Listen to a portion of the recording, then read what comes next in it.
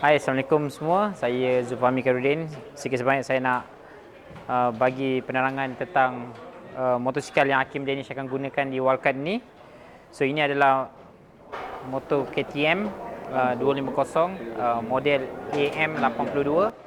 Ini adalah model yang terbaru yang kita boleh dapat dengan KTM Factory.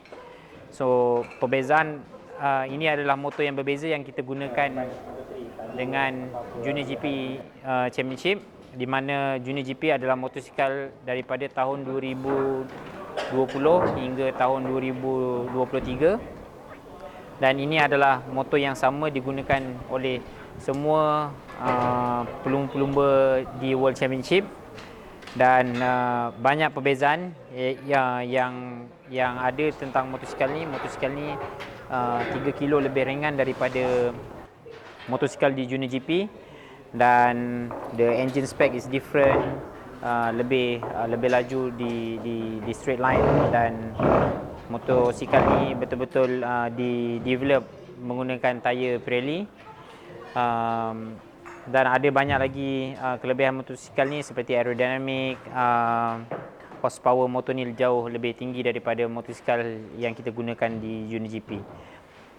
Jadi secara overallnya Danish memang straight away sukakan motor ni. Dia nampak memang ada big advantage menggunakan motosikal model baru ni berbanding dengan Junior GP spec. Dan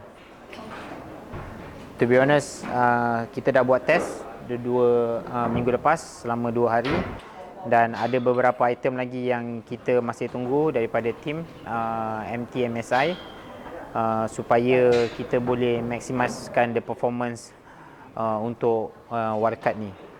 So jadi secara overallnya motosikal ni adalah motosikal yang kompetitif. Daripada technical side memang kita dah sediakan motosikal yang terbaik untuk Hakim Danish untuk berlumba pada wildcard ni, dan saya harapkan tak ada lagi performance difference antara Danish dan juga pelumba lain. Cuma hari itu masa test memang lap time bagus, tetapi untuk kita maintain the lap time agak susah. Cuma ada beberapa item yang ada beberapa improvement yang kita perlu buat dengan tim.